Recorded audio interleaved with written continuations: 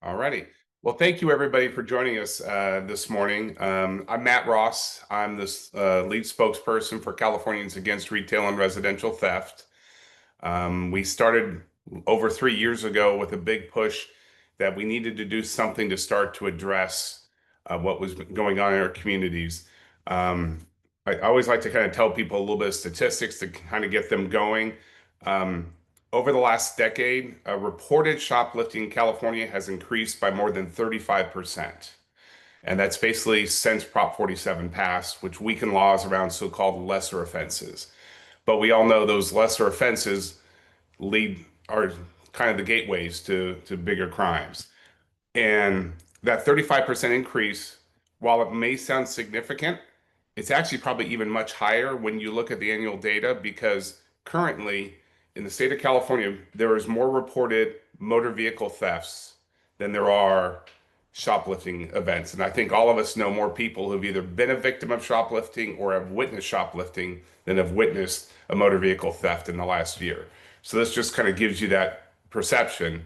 Obviously, when people have something go wrong with their vehicle like that, they're going to report it right away. When somebody sees someone is stealing some wine or stealing some beer or whatever it may be, that doesn't always get reported. So I always like to remind people about that. Um, I know that we've said that we were going to today have Senator Tom Umberg speaking with us. Unfortunately, he's not going to be able to make it today. Um, he's actually in committee as we speak. Last time I saw, he was testifying, talking about what's going on on the elections front, and he's got all the redistricting issues before him on that committee. So it's highly unlikely that he'll be able to make it. But we're fortunate enough to have Zach Keller here from his office, who's his legislative director. And I always like to remind people that we've moved quite a bit, right? We passed Proposition 36, which created stronger consequences for repeat offenders out there. And while Prop 36 is making a difference, it really can do so much more. If we really put the resources behind it to start dealing with the rehabilitative measures that are in there, and this could really take in full effect in earnest, we could really do a whole lot more. But I will say some of the recent studies have shown that on a monthly basis, between 12 and 1,400 people are charged under Proposition 36, with 75% of them being repeat offenders. So this is really targeting those people who are continually going and back to the well. So that's what's nice about it. Since Tom's not here, we're going to ask Zach if he could speak a little bit about the senator's efforts to try and secure funding for Prop 36. So with that, Zach, take it away. Nate, can you kick it over to Zach's mic? There you go. Hey everyone, thanks for having me, and sorry again, Senator Umberg couldn't be here. But I staffed all the bills and all his stuff regarding this for the past, half decade. So I might remember it a little better than he does. So yeah, he's been very concerned about this for a long time. I think we had a bill during the pandemic to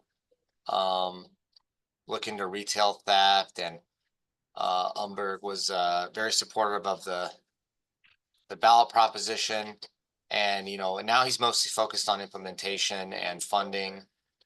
He had two prongs of his funding this year. He tried to run a bill, SB 38, which died in our fiscal committee. It was going to make Prop 38 programs eligible for grant funding from prison savings. So we never got an exact cost of how much money that was going to be, but the committee that was supposed to do the cost analysis killed the bill because the truth is I think a lot of folks here don't want it to work, and he was really concerned that what might happen is that Prop 36 in a way mandates treatment and some diversion. That was the part that folks don't want to talk about. That was positive for the criminal justice community, but he's worried that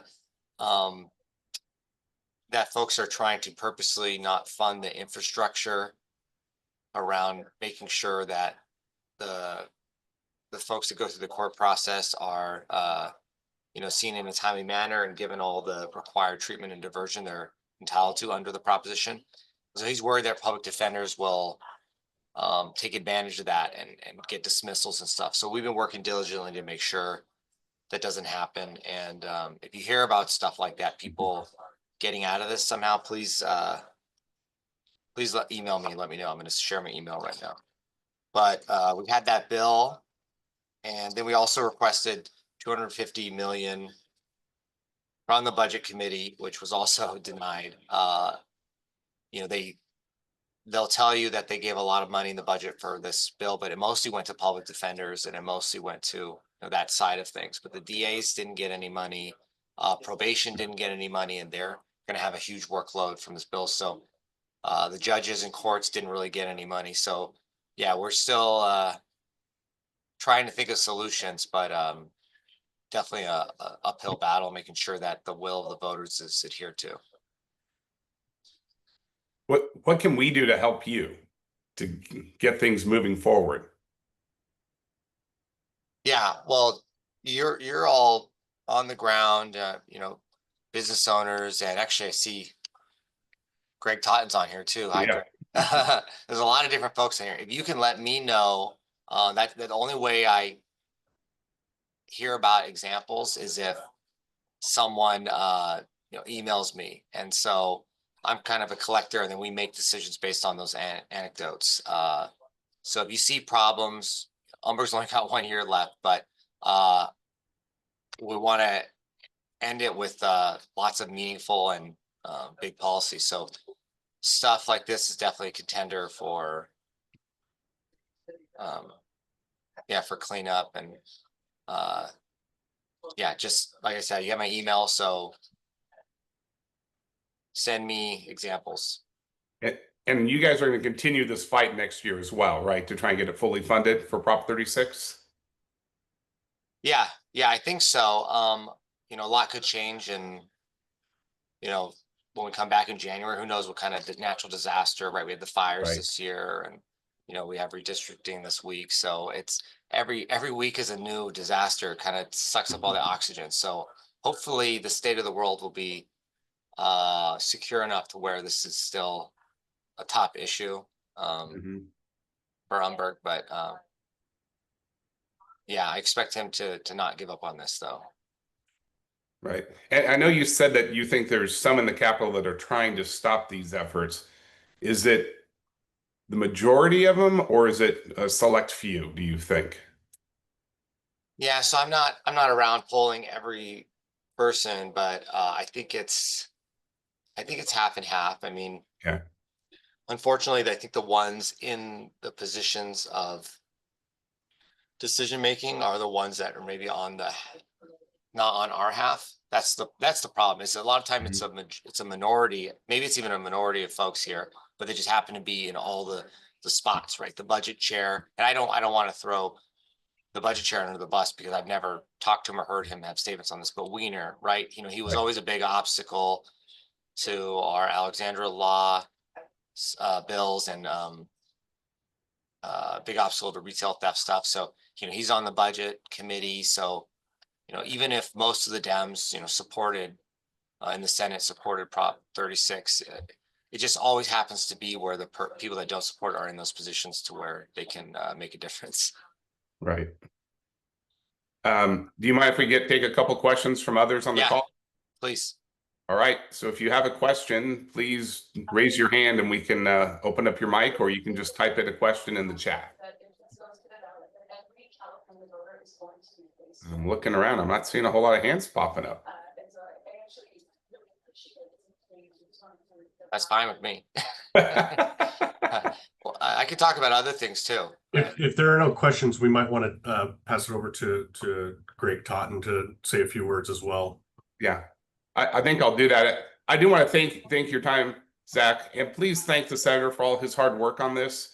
We do know that we've seen the results so far of Prop 36, and like I said, between 1,200 and 1,400 cases monthly are being prosecuted, and they are targeting where they tend to be more people who are repeat offenders.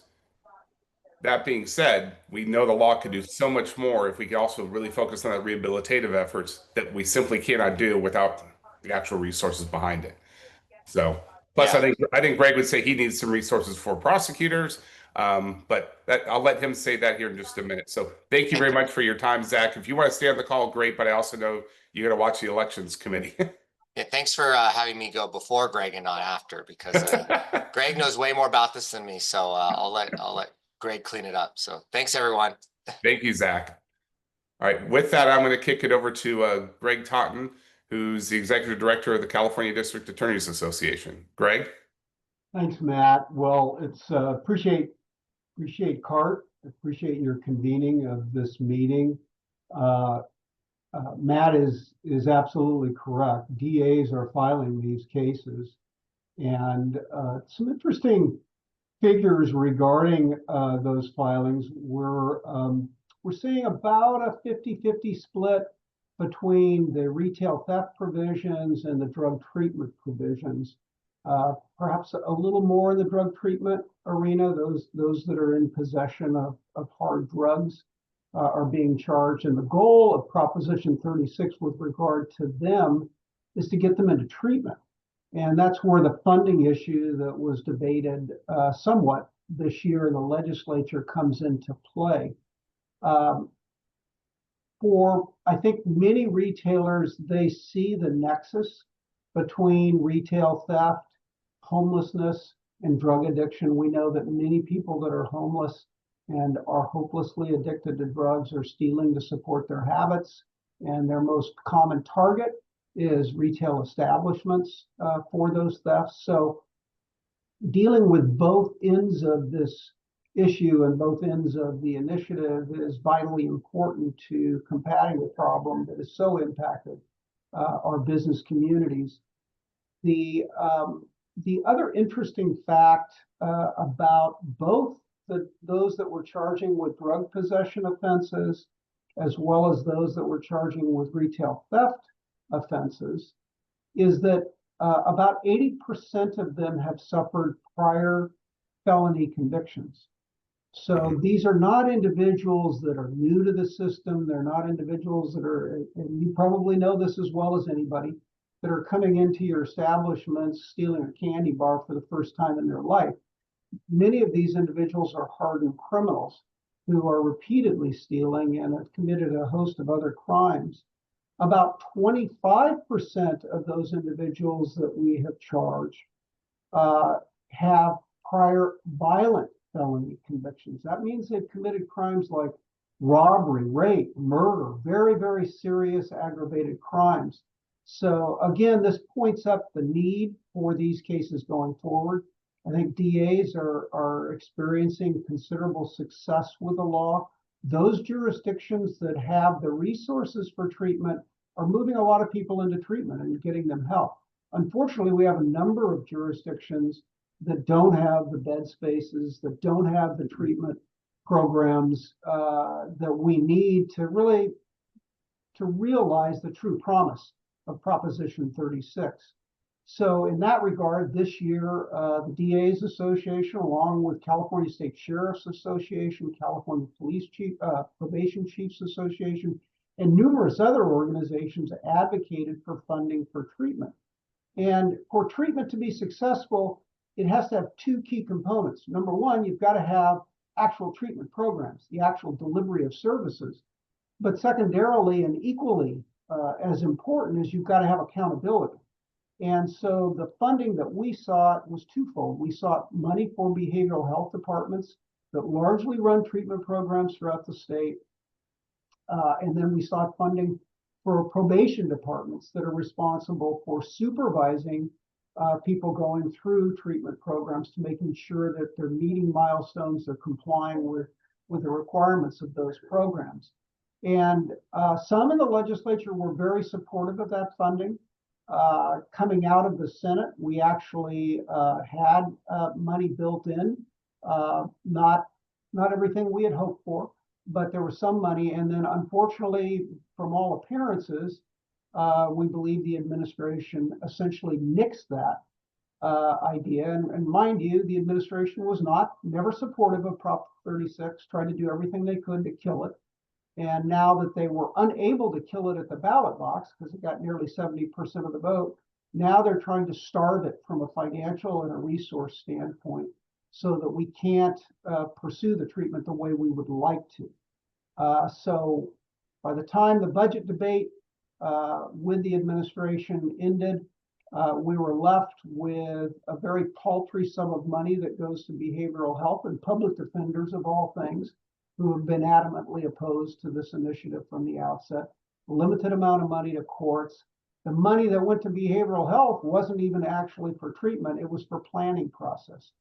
So basically they ignored the will of the electorate. And we plan to go back again next year. We're not giving up on the fight.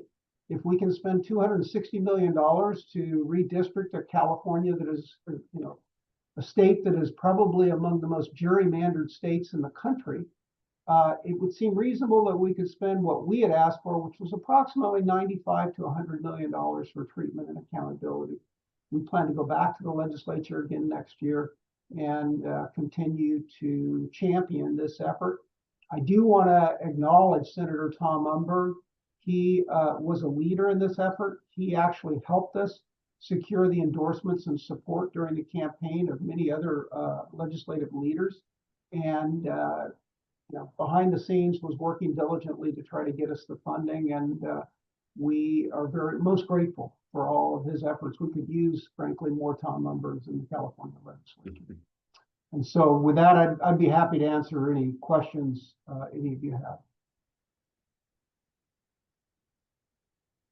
Well, while we're waiting for questions to come up, you said that you're planning to go back next year to make that request. Do you know who you're going to be working with in the legislature for that request? That's still a work in progress. Okay. I get that. But I mean, we'll have the same organizations involved, and the coalition that came out of Proposition 36 is still in place, is still vibrant and still engaged. And so we're going to engage those organizations and individuals again next year. Good. And are you hearing any good discussions from the gubernatorial candidates coming through that they may be willing to fully implement 36? I think I have heard some or have read some comments indicative of that. We've certainly seen a number of legislators make public statements that they're supportive of funding for Proposition 36. I mean, it kind of seems like, mom and apple pie. When the voters support something to the degree that they supported Proposition 36, you really have to scratch your head to understand why a legislature and an administration would not find a way to fund it. Right. Does anybody else have any questions? We can, if you raise your hand, we can unmute you, or you can just type it in the chat. I also know you guys are all busy business leaders, so we don't want to tie up your time too much. But I do want to mention while we're looking for possible questions here that CARRT is working with the District Attorneys Association, and we're going to be touring throughout the state, holding a series of forums. And one of the main reasons why we want to hold these forums is we want to get back to that synergy of work between prosecutors, law enforcement, and business leaders so that we can really address these retail theft issues. So our first one's going to be on Monday, September 22nd in San Diego, and we'll be sending out more information as it comes along. And then we're looking for 2 more probably in October in Orange County and Sacramento, and there'll probably be Central Valley and the Bay Area to come shortly thereafter. But I just want to remind everybody, this is one of those things we want to work closely together so that we can really address these issues, because the problem doesn't end just at the border. It crosses over from one city to another, it crosses from one business to another. And the law enforcement, the prosecutors need that information in a certain way. So this is why we want to have all sides working together to kind of really address and tackle this issue. So with that, are there any other questions? I don't see anybody entering questions or raising their hand. There was one, I think Greg and Matt, you both could probably address this, but There were some questions that came to me earlier as we got this plan, but with Governor Newsom's recent comments on Prop 36 and his unwillingness to fund this, can either of you speak to that with what the governor has made mention publicly? I know Senator Umberg's staff has made comments on things, but specifically to what Governor Newsom has said. Well, I mean, he essentially has said that there was no funding built into the initiative and is not, in so many words, inclined to put any money into it. He pushed back and on local government. He said they supported it, let them find a way to fund it. There's one comment he made publicly. And, you know, our response to that is this is a statewide issue. This is a law that the electorate in every single county of the state supported. And historically, the resources for treatment and accountability have been state resources. So it is only logical that the state would find a way to help fund these necessary efforts. And I mean, at the end of the day, sad to say, but leaders here are turning their back on very needy people that are hopelessly addicted to drugs, that desperately need treatment, and ignoring that need. And certainly from our perspective and the coalition that we beat, that we put together to win this measure, that's not an appropriate response. What Greg said. I mean, it is true though. There are a lot of people who really could use that assistance, and that's why they're committing these crimes. They're trying to cover their habit by stealing and then selling the goods to make that difference. The best way to address this is we got to address some of the root causes, and that is the addiction problem. Matt, I do see Jeff Reisig is on the call as well. He may want to chime in on that issue. And here he comes. There you go. Yeah, thanks, Greg. Well, the issue of treatment for the seriously addicted was something that I spent a lot of time on during the Prop 36 campaign. And just a quick personal story. I mean, one of the reasons I was so motivated on Prop 36 was not just the retail theft piece, which of course was a huge part of it, but I have a nephew who's been a heroin addict the last 10 years. He's homeless. He lives on the streets of Sacramento, and he survives by stealing. So he's a poster child for Prop 36. And what we're trying to do for people like my nephew is not send him to prison for the rest of his life, but to get him into treatment. And that's what Prop 36 was designed to do. The fact that the governor would not support an aggressive funding mechanism to provide people like him treatment, I think is, really a disservice. And it's something that I'm really grateful that Senator Umberg has recognized how important it is that we fund that part of the initiative, because it's all connected. If we don't get people who are seriously addicted to drugs into treatment, they're just going to continue on this wheel of stealing, committing crime, and using drugs until they die or go to prison for committing a really terrible crime. So we're all committed to, continue this fight to get the funding. I think I'm optimistic that next year is going to be a good year for us because of the changes. And Greg's been a great leader. We're really lucky to have Greg Totten fighting for all of us. So thanks for having me today. Thank you for being here today. With that, I see we're coming up on 11 o'clock. I want to get everybody back to their day, but I do want to remind everyone you'll be seeing more information about these forums we're going to be having. Like I said, the first one will be September 22nd down in San Diego. We're looking forward to it with the San Diego County District Attorney Summer Sanders. She'll be there. This will be a great chance to kind of talk these issues through.